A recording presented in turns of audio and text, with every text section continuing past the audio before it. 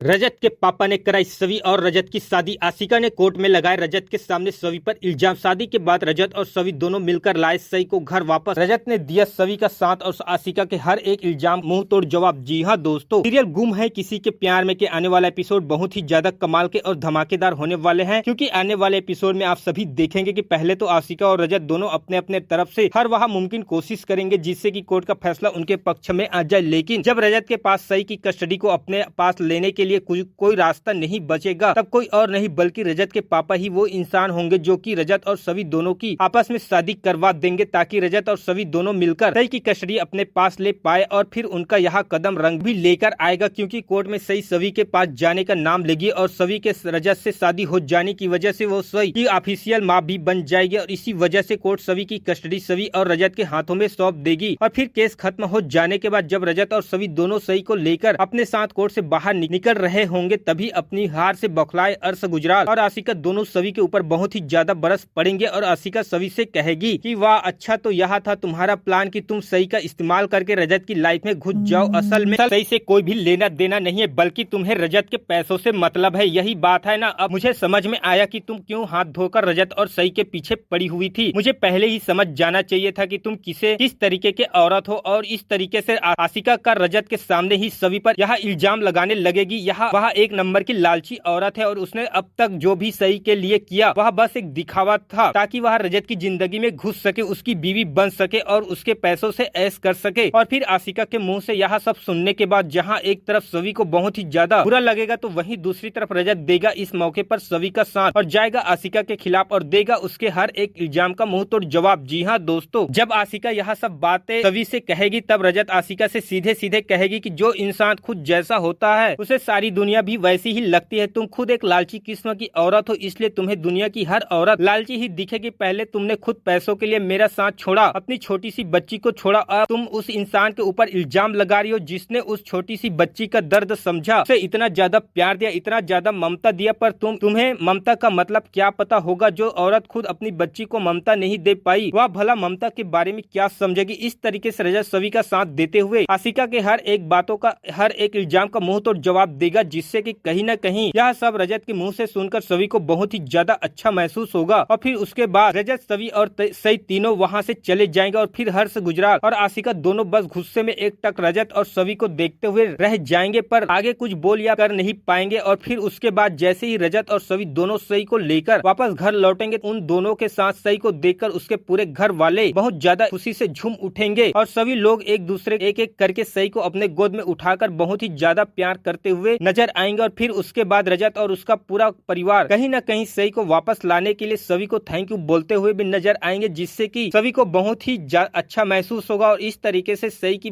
वजह से रजत और सभी दोनों एक दूसरे के शादी के बंधन में बंध कर अपनी जिंदगी की नई शुरुआत करेंगे, जहां पर वह दोनों यानी कि रजत और सभी आपस में डिसाइड करेंगे कि उन दोनों को एक दूसरे से कोई भी लेना देना नहीं होगा। वह दोनों बस मिलकर सभी के अच्छी भविष्य के लिए उसके अच्छे से परवरिश करेंगे, और उससे ज्यादा उन दोनों के रिश्ते में और कुछ भी नहीं होगा। लेकिन धीरे धीरे सही ही वह करीब बनेगी, जिसकी वजह से रजत और सभी दोनों शादी के बंधन में बंधने के बाद धीरे धीरे एक दूसरे के प्यार के बंधन में भी बनते हुए नजर आएंगे। तो आपको क्या लगता है दोस्तों, क्या सभी अपने पापा रजत अपनी मम्मी सभी को आपस में कभी प्यार वाले रिश्ते में बांध पाएगी या फिर नहीं, या समझौते वाला रिश्ता हमेशा हमेशा के लिए बस समझौते वाला रिश्ता बनकर ही रह जाएगा। इस पर आपकी क्या राय कमेंट में जरूर बताएं। साथ ही साथ वीडियो को लाइक करके चैनल को सब्सक्राइब जरूर कर ले दोस्तों।